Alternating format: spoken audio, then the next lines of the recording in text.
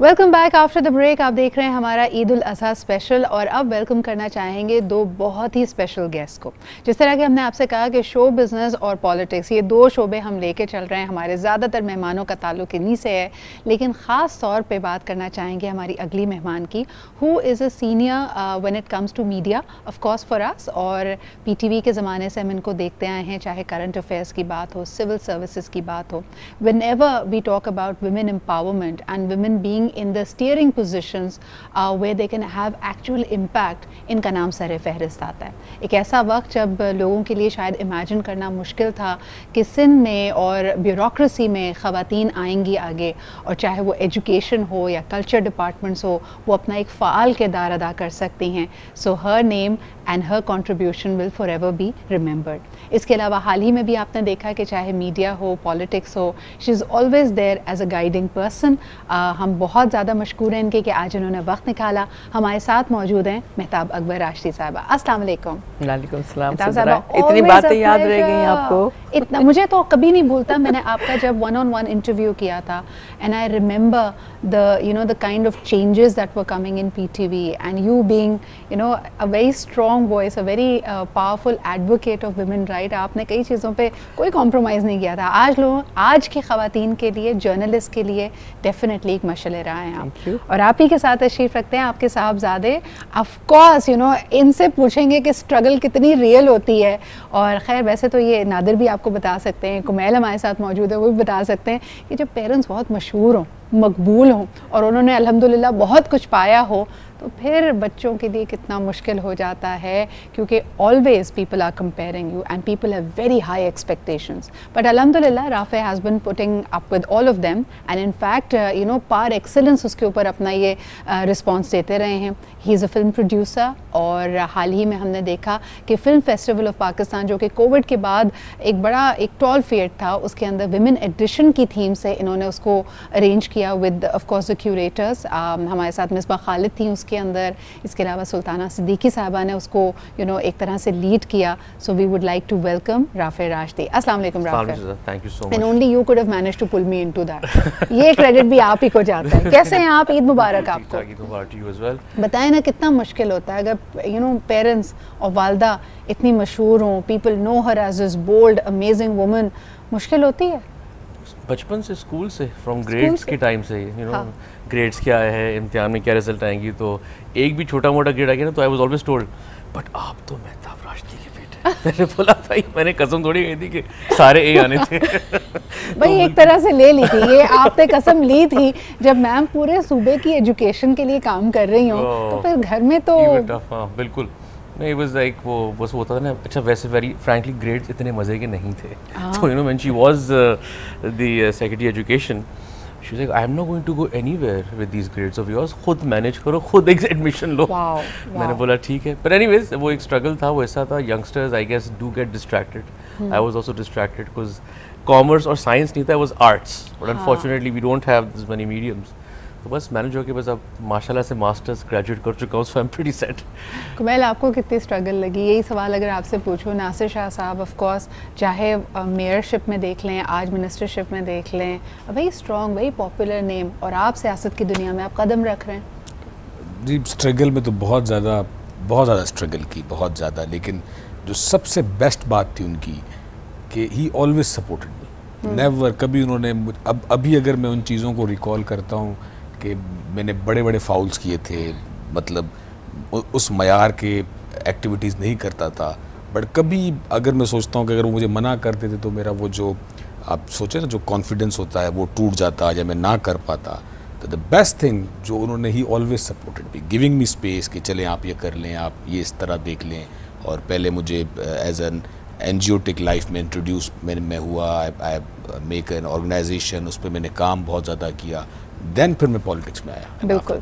अच्छा, since we have young blood here as well, लेकिन मेहताब साहबा क्या कहेंगी 2021 के पाकिस्तान में जो आप लोगों की स्ट्रगल रही, जिस तरह you pave the way for women to come forward, आज के ज़माने में हम कभी कभार ये महसूस करते हैं कि हम ज़्यादा रिग्रेसिव हो गए। अब ख़वातीन के लिए पब्लिक स्पेस, पॉलिटिकल स्पेस ज़्यादा मुश्किल हो गई है।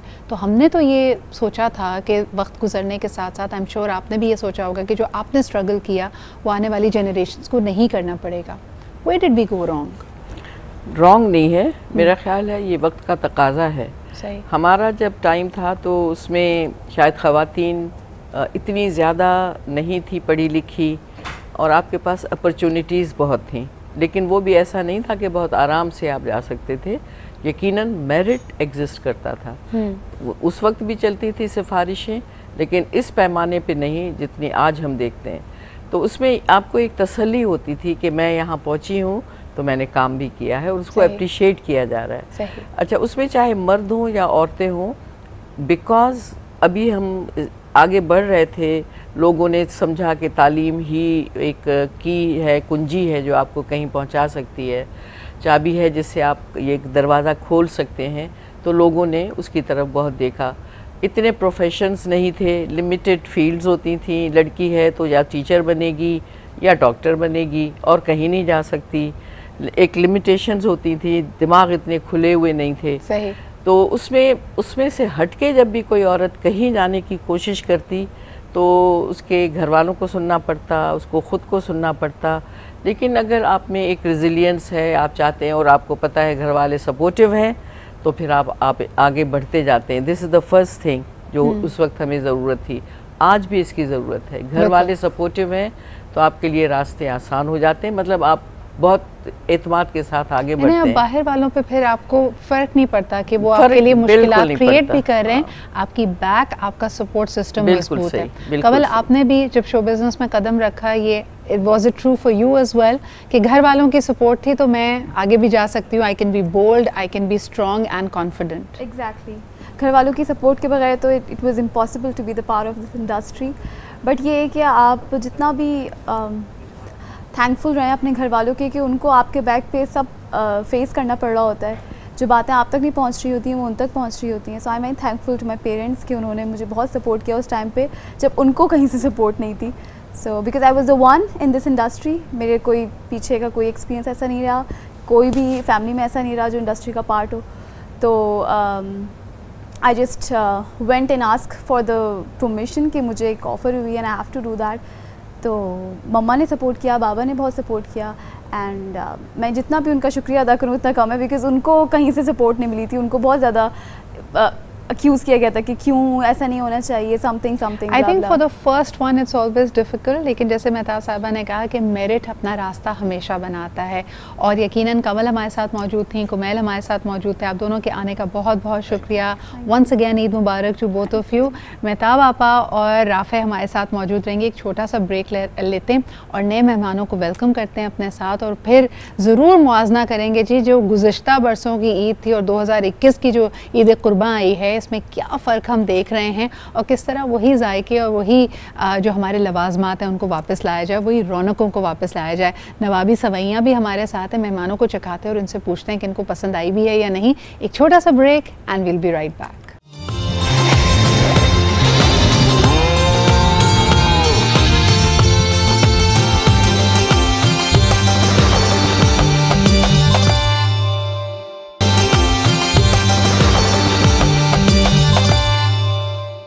Welcome back after the break. आप देख रहे हैं हमारा ईद उल अज़हा स्पेशल। वेलकम करेंगे हमारे नए मेहमानों को।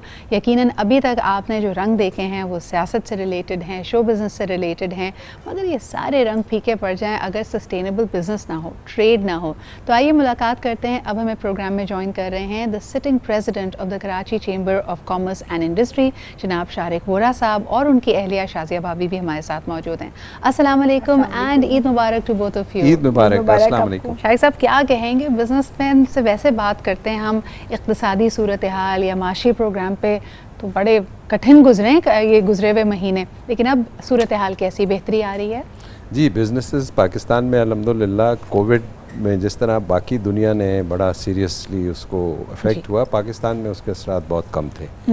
और अल्हम्दुलिल्लाह पाकिस्तान में जो बिज़नेस है, ऑल सेक्टर्स, जो हमारी डोमेस्टिक इकॉनमी है वो भी और जो हमारा एक्सपोर्ट सेक्टर है वो भी, दोनों जो है उसका ग्राफ जो है इस वक्त ऊपर जा रहा है। अब देखना ये है कि ये सस्टेनेबल ग्रोथ हो जाए। तो इंशाल्लाह उम्मीद तो यही है कि पाकिस्तान में आने वाले दिन जो हैं वो बिजनेसमैन के लिए और इंडस्ट्री के लिए बहुत अच्छे होंगे और फिर डेफिनेटली उसका ट्रिकल डाउन इफेक्ट नीचे जाएगा और इकोनॉमी ग्रो करेगी। अच्छा, वैसे इंटरेस्टिंगली राफे एक और तरीका, हमारा लोकल तरीका होता है बिज़नेस की सेहत को जानने का, वही होता है हमारे यहाँ चंद बिजनेसमैन हैं, वो ईद कुर्बान पे कितने जानवर लेते हैं, कितना बड़ा टेंट लगता है, उससे हमें पता चलता है ये साल बिजनेस के लिए अच्छा था या नहीं।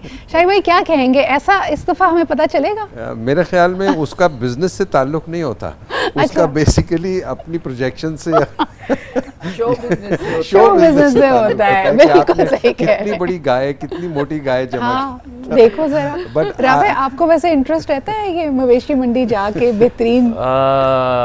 कोइंसिडेंटली हमने भी शुरू कर दिया है। क्या बात है? My brother started cattle farming not too far from here, तो हम भी जो है इसमें अब जम कर चुके हैं, तो अब समझे घर की बात है। ये दूर दूर से देखता है वैसे, दूर से देखता हूँ, ज्यादा इंटरेस्ट वहीं के। और वो जो क्रिएटिव बंदा था, art, music, that's the funny part, he is so interested वो बकरियों में और बछड़ों में, मतलब हम हैरान होते हैं कि how come he is taking so much interest. वैसे ये कैसे हुआ राफे? ये तो बड़ी खबर है, ये बड़ी खबर है, आज की ब्रेकिंग न्यूज़ है ये तो। ये इंटरेस्ट, ये नया शौक आपने कब और कैसे इख्तियार किया? मैंने तो नहीं किया, भाई ने किया, उसको सपोर्ट पीछे से किया, because at the end of the day business, you know, covid has kind of taken us back to our, you know, बिल्कुल स्क्वायर वन। तो I think was financially good model था, and we are pursuing and pushing him कि वो करे उसको। पीछे से हम सिर्फ सपोर्ट करे होते हैं बहुत ज्यादा, and that's how it's working. लेकिन उसने मेहनत बहुत की है, मैंने बहुत की उसने, and he has learned so much. यानी हम हैरान होते हैं, वो हमें बताता है कि इसको ऐसे करना है, फिर वो जाके देखता है, फिर वो तस्वीरें भेजता है, ये बकरा मुझसे बहुत प्यार करता है, देखें इसने यहाँ पर कंधा रखा हुआ है, तो इसको हैरान होती है। अच्छा, लेकिन एक अहम बात इस तरह से भी है कि वाकई हम जब मईशत की बात करते हैं, बचपन से सुनते आए कि जी एग्रीगेरियन इकॉनमी है, खुद कफ़ील हैं हम अपने फूड सप्लाई में, लेकिन अनफॉर्चुनेटली जिस तरह के अब आपने देखा कि पार्लियामेंट के फ्लोर पे हमारे फाइनेंस मिनिस्टर ने कहा कि we become a net importer, तो वाकई हमें अपनी ज़मीन से ज़्यादा जुड़ने की ज़रूरत है। पहली दफ़ा है कि पूरे अगर आलम इंसानियत को भी देखते हैं, more people are living in urban centres as compare to the rural centres. लेकिन शाज़िया भाभी, आप क्या कहेंगी, ईद आपकी कैसे गुजरती है? हम कहते हैं ना कि ईद कुर्बान किसी भी सीज़न में आए, हर घर में बारबेक्यू हो रहा होता है, आपके यहाँ भी एहतमाम होता है? बिल्कुल एहतमाम होता है बारबेक्यू का, और माशाल्लाह हमारा तो ये होता है ना कि हम लोग फैमिली मिल के एक पार्टी भी अरेंज करते हैं घर में, और फिर मेरे क्या होते हैं माशाल्लाह से ये होता है कि अब मेरी चूँकि बेटियाँ दोनों बाहर हैं जी, लेकिन ये होता है कि अच्छा, इस दफ़ा कोविड में शायद उनका मुमकिन ना हो आना, लेकिन यह है कि वो भी होती हैं, तो फिर वो और जैसे कहते हैं ना, ईद दोबारा हो जाती है, खुशियाँ दोबारा हो जाती है। आजकल वर्चुअल का ज़माना है जी, ये अगेन अहेड ऑफ टाइम्स था। कराची में पहले पॉलिटिकल जलसे होते थे वर्चुअली कनेक्ट होके, अब उसी अंदाज में हम सबकी ईद होती है। क्या कहती है मेहताब आपा? दूर से बैठा कोई शख्स हाथ हिला देता है। देखिए, मैं दो चीज़ें कहती हूँ कि टेक्नोलॉजी ने आपको जितना कनेक्ट किया है इतना ही दूर कर दिया है। बिल्कुल बिल्कुल। यानी एक घर में रहते हुए 4 लोग बैठे हुए हैं टेबल पे, मजाल है एक दूसरे से बात करें। सही, बिल्कुल। और वो शायद किसी को भाई को कुछ कहता भी होगा ना, तो वो भी इस पे उसको डांटता होगा कि क्या करते हो तुमने फला काम नहीं किया, वो भी उसको उसी पे जवाब देता है, मुंह नहीं खोलेगा। हाँ, बल्कि आप बच्चों को कभी कहें ना कि भाई मेहमान आए हैं, चचा आए हैं, मामू आए हैं, सलाम कर दो, कहता है मैंने सुबह व्हाट्सएप पे ईद मुबारक कह दिया था, मुझे क्या जरूरत है आके मैं बात करूं। कि जितनी कुर्बत है उतनी ही दूरी है। लेकिन मसलन मैं हूँ, अगर मेरी किसी दोस्त का बर्थडे है तो मैं व्हाट्सएप और उस पर तो क्या कहूँगी, लेकिन मैं उसको फ़ोन ज़रूर करती हूँ कि भाई आवाज़ तो सुननी चाहिए ना। सही बात, अगर हम दूर हैं तो क्या हुआ, लेकिन आवाज़ तो सुन लें। तो मतलब कहने का ये है कि ये हर दौर के तकाज़े हैं। टेक्नोलॉजी है, उसको भी हमें अगर हम छोड़ देते हैं तो हम कहीं के नहीं रहते।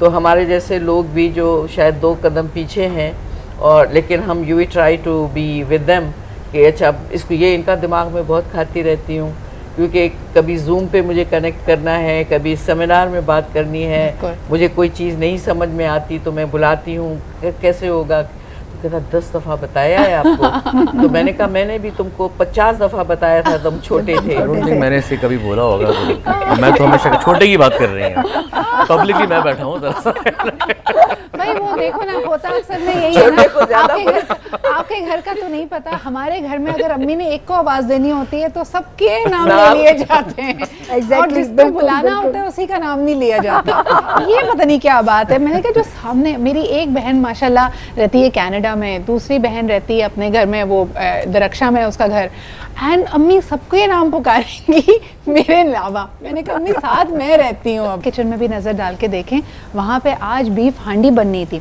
और वो विच इज़ वेरी डिफ़िकल्ट। मुझे फरजाना अक्सर बीफ की चीज़ों में, और वो भी अगर कुर्बानी का गोश्त हो, लोग कहते हैं गलता नहीं है, तो ज़रा टिप्स दें क्या किया आपने इसको टाइमली गलाने के लिए? मैंने क्या किया था कि जब मैं यहाँ आई थी स्टूडियो में शो के लिए, तो उससे पहले ही मैंने बॉईल करवाने के लिए रखवा दिया था। क्या बात है। ठीक है, तो बॉईल अगर चीज़ आपकी पहले से रखी हुई होती है तो बहुत आसान हो जाता है कुकिंग करना। और आपको पता है बकरीद का गोश्त है तो वैसे भी अगर आप डायरेक्टली पकाएंगे तो इतनी जल्दी गलता नहीं है, या फिर आपके पास अगर टाइम है तो आपने उसको 2 से ढाई घंटे देने गलने के लिए। ठीक है, मैंने यहाँ पे गोश्त पहले बॉईल कर लिया था, हाफ कप ऑयल लिया था, उसमें मैंने गोश्त जो हमारा बॉइल्ड था वो मैंने शामिल किया, लहसुन अदरक का पेस्ट शामिल किया, और 3 अदद टमाटर थे दरमियाने साइज़ के जिसको मैंने ब्लेंड कर लिया था, वो मैंने इसमें शामिल किए। और मसालों में हमने इसमें नमक शामिल किया है, चाट मसाला शामिल किया है, कुटी हुई लाल मिर्चें हैं, पिसी हुई लाल मिर्चें हैं, हल्दी का इस्तेमाल किया है हमने, इसके अलावा ज़ीरा पाउडर है, पिसा हुआ गरम मसाला, पिसा हुआ धनिया, ये तमाम चीज़ें डाल के मैंने इसका अच्छा सा इसको भुनाई कर रही हूँ। और यहाँ पे मेरे पास हाफ कप दही है जिसको मैं फेंटूंगी और फेंट के मैं इसमें शामिल करूँगी, और उसके साथ ही हम इसकी अच्छी तरह भुनाई करेंगे। और लास्ट में हमारे पास लेमन जूस है और कसूरी मेथी, ये हम इसमें शामिल करेंगे। अच्छा, वेरी क्विकली, जिस तरह हम अक्सर, अभी आपने भी कहा कि आपने बीफ को पहले बॉईल कर लिया, तो वो जो पानी होता है जो कि एसेंशियली उसका स्टॉक बन गया ना, उसमें बीफ का जो सारा फ्लेवर भी आ गया, ग़िज़ाइयत भी आ गई, उस पानी को इस्तेमाल करते हैं या ड्रेन कर देते हैं? नहीं, मैंने यूज़ किया है इसमें। जी, जब मैंने गोश्त डाला था तो तकरीबन हाफ कप के करीब पानी बचा था उसमें, यकीनी ना, तो वो मैंने इसमें शामिल कर दी, तो इनके सारे फ्लेवर्स भी उसी में आ जाते हैं। अच्छा, मैंने बोनलेस इस्तेमाल किया है, आप चाहें तो आप हड्डी वाला भी इस्तेमाल कर सकते हैं, उसके और ज़्यादा अच्छे फ्लेवर्स। अच्छा, अक्सर लोग ये जब योगर्ट ऐड करना होता है फरजाना, उसके बारे में पूछते हैं, बिकॉज कभी कभार आपकी जो करी होती है ना उसमें ऐसा लगता है कर्डल हो जाती है, फट सा जाता है, रेशे दाने दाने जो इसके अलग हो जाते हैं, उसको प्रिवेंट करने के लिए क्या करें? उसका देखें, जो सबसे बड़ी गलती लोग करते हैं वो ये करते हैं कि फ्रिज की ठंडी दही निकाल के शामिल करते हैं उसमें। तो ठंडी दही आप शामिल ना करें, रूम टेम्परेचर पे उसको पहले रखें 1 घंटा, जब उसका ठंडा ख़त्म हो जाए, वो रूम टेम्परेचर पे आ जाए, फिर आपने उसको अच्छी तरह से फेंटना है, और फेंटने के बाद स्लो फ्लेम करके फिर आपने उसमें शामिल करना। वैसे मीठी ईद पे, छोटी ईद पे दूध दही मिलता नहीं है, क्योंकि बहुत ज़्यादा मेरे ख्याल में लोगों की उसकी डिमांड भी होती है, मीठा भी बन रहा होता है, इसमें आपको दही आराम से मिल जाता है, कच्चा पपीता नहीं मिलता, क्योंकि लहसुन अदरक भी महंगा, और कचरी भी नहीं मिलती, और हरी मिर्चें भी नहीं मिलती। तो अगर आपने ये स्टॉक पहले नहीं किया है तो क्या कर सकते हैं, now it's too late, but जो है उसी के साथ गुजारा करें। एक छोटा सा ब्रेक लेते हैं, उसके बाद मेहमानों की तरफ भी वापस आएंगे, उनसे पूछेंगे और आपसे ये भी टिप्स भी लेंगे फरजाना कि ये हमने रोटी के साथ खाना है, चावल के साथ खाना है, या प्याज का पुलाव जैसा बना लें, इसके लिए ये रोटी और नान के साथ, नान के साथ ज़्यादा मज़े का लगे। और अगर क्योंकि ये हांडी है, मटन में भी बना सकते हैं, बीफ में भी बना सकते हैं, तंदूरी हांडी है, तो अगर आप इसको हांडी में बनाएंगे तो और मज़ीद इसका फ्लेवर इन्हेंस हो जाएगा। और जब ये हांडी वाली स्टेज में पहुंच जाए तो घर के छोटू को भगा दें, क्योंकि आज तंदूर पे भी लंबी लाइन होगी। आपकी बारी कब आती है उससे पहले ज़रा जल्दी से किसी को खड़ा करें। एक छोटा सा break and will be right back.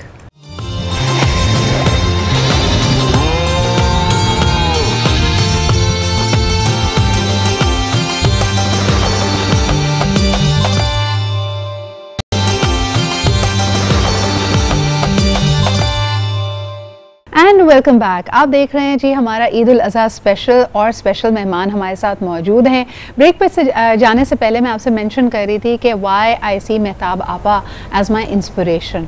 बड़े मज़ेदार किस्से हैं जी, और हमारे यहाँ बड़े बोल्ड और डेयरिंग किस्म के जर्नलिस्ट रहे हैं। मेहताब आपा हमारे व्यूअर्स के लिए बताएं, बहुत सारे लोग इस बात से वाकिफ़ नहीं हैं, जब बड़े चेंजेस आ रहे थे, बदलाव आ रहा था, तो किस किस्म के प्रेशर्स थे जब आपने हालात हाज़रा के प्रोग्राम से कहा भाई मैं नहीं करूँगी अगर ये सब कुछ किया गया? क्या ख़ास किस्म का नैरेटिव की बात हो रही थी या कोई और तरीका, कोई और वजह थी? ख़ास नैरेटिव, हाँ, ये बताने के लिए कि हम एक मुसलमान मुल्क हैं जी, और उसमें हमें मखसूस पहनावे जो हैं वो इंट्रोड्यूस क्या करना, उनको एम्फसाइज करना चाहिए, औरत को कैसे लगना चाहिए, पाकिस्तानी औरत को कैसे सामने नज़र आना चाहिए। तो ये चीज़ मेरे जहन ने इसलिए कबूल नहीं की कि मैंने ये सोचा कि मैं एक पाकिस्तानी औरत हूँ और बहुत रिस्पॉन्सिबल पोजीशंस पे काम कर रही हूँ। मतलब मैं टीचर हूँ, मैं यूनिवर्सिटी में पढ़ा रही हूँ, एमए के स्टूडेंट्स को पढ़ा रही हूँ, बच्चे नहीं हैं। तो मैं जब पढ़ाने जाती हूँ तो वो मेरा पहनावा नहीं देखते हैं, ये नहीं देखते मेरा सर ढका हुआ है कि मेरा सर नंगा है, दे लिसन टू मी। और एक पाकिस्तानी औरत सिर्फ टीवी पे तो नहीं होती है ना जी, वो बहुत पता नहीं हर जगह काम कर रही है। तो आप उसको मतलब क्यों महदूद करना चाहते हैं और फिर यहीं पे एम्फसाइज कर रहे हैं। आप बाहर किसी को मना नहीं कर सकते, वो बाहर उसी तरह चल रही है, मैं उसी तरह जाके शॉपिंग कर रही हूँ, मैं सड़कों पे भी चल रही हूँ, किसी दफ्तर में भी चली जाऊँगी। तो एक बहुत ही कंट्राडिक्टरी पोजीशंस थी जो मेरा जहन कबूल नहीं कर रहा था। कि मेहताब आपा उस वक्त को अगर हम देखते हैं, पाकिस्तानी खातून तो एक पारसी खातून भी हो सकती है, एक क्रिश्चियन खातून भी हो सकती है, और उसके पास ये फ्रीडम थी कि वो अगर स्कर्ट पहनना चाहती है, साड़ी पहनना चाहती है, हम एक्सेप्ट करते थे। Somewhere along the line we got stuck. हम लोगों को जैसे वैसे तो अंग्रेज़ी में हमें कहते हैं कि नेवर जज a book by its cover, लेकिन हमने इसको अपना उसूल बना लिया। बिल्कुल।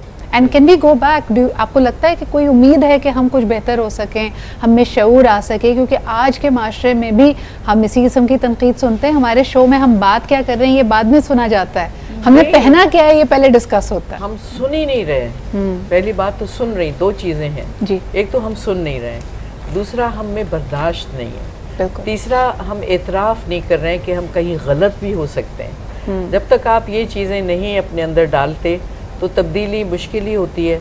अगर आपने यही सोच लिया कि मसलन मेरी पार्टी जो है वही सही है, तो फिर वो वही ठहर जाएगी, फिर आप आगे नहीं देख रहे हैं। मतलब अगर हम अगले इलेक्शन की बात करेंगे तो आप कौन से नैरेटिव के साथ जाएंगे? लोग तो आपसे पूछेंगे ना कि भाई जो पिछली पार्टियां थी जिनको अभी इस वक्त मौका नहीं मिला तो आपने क्या किया था? अगर आप वही चीज़ें दोबारा लेके आ रहे हो तो तब्दीली कौन सी आई? सही। फिर जो इस वक्त हैं गवर्नमेंट में, उन्होंने क्या कारनामे करके दिखा दिए, वो उनको भी लोग देखेंगे। अगर उन्होंने अपनी गलतियां नहीं देखी और उनमें कोई तब्दील एतराफ़ करें, प्लीज़ आप सीखें। अच्छा, बिल्कुल सही कह रही हैं मेहताब आपा कि हम पहले के ज़माने में आपको समझते थे ना कि एक डायलॉग की स्पेस मौजूद है। अब पूरी दुनिया में, ख़ास तौर पे पाकिस्तान में भी हम देख रहे हैं यही ट्रेंड्स हैं, हम पोलराइज बहुत हो गए। जो शख्स जहाँ है वो अपने आप को अक्ल कुल समझता है, अपने आप को बेहतरीन समझता है। शाहिद साहब, आप क्या कहेंगे कि जो माशरे का ये तनाव है ये किस तरफ जाता हुआ आपको नज़र आ रहा है, और क्या वाकई आपने महसूस किया कि मौजूदा हुकूमत में कोई तब्दीली आई है, चीज़ें बेहतरी की तरफ गई हैं? देखिए, वो तो नारा है कि तब्दीली आ रही है, लेकिन उसमें ये नहीं आपको बताया कि कब आएगी। हाँ। आ रही है, so you can keep on imagining. मैं समझता हूँ this is on the lighter side, लेकिन तब्दीली तो मुआशरे में आई है विद इंटरनेट। मैं जब छोटा था और आज मेरे बच्चे, आई थिंक इस सोसाइटी में चेंज आया है और बहुत सारी चीज़ों में पॉजिटिव चेंज आया है। जो बुराई का पहलू मुझे नज़र आता है वो ये है कि हम लोग बहुत ज़्यादा इनटॉलरेंट होते जा रहे हैं। ये किसी भी मुआशरे के लिए मैं समझता हूँ कि ज़हर कातिल है, बहुत ही डेंजरस सिचुएशन है। आज हमारे चैम्बर में टूरिज़्म डेवलपमेंट वाले आए हुए थे, तो उन्होंने मुझे बताया कि जी हमने एयरपोर्ट्स बना दिए और इंफ्रास्ट्रक्चर डेवलप किया। तो मैंने उनसे कहा कि देखें, tourism reflects our society, our culture. Mehtab आपा के कपड़े, सिद्रा के बिहेवियर, एटीट्यूड हमारा, ये रिफ्लेक्ट होना चाहिए टूरिज़्म के थ्रू। आप देखें पूरी दुनिया में जो टॉलरेंट सोसाइटीज़ हैं वहाँ पर इकॉनमी भी ठीक है, वहाँ एजुकेशन भी ठीक है, वहाँ टूरिज़्म भी ठीक है। तो मैं समझता हूँ कि सबसे पहली जो तब्दीली लाने की कोशिश होनी चाहिए वो सोसाइटी को टॉलरेंट बनाना चाहिए, और अनफॉर्चुनेटली उसके लिए कोई काम नहीं हुआ। बल्कि आई थिंक कि पुरानी हुकूमतों को बुरा भला कहना, वो अपने पहले वालों को बुरा भला कहते हैं, ये चले जाएंगे, जो नए लोग आएंगे वो इनको बुरा भला कहेंगे।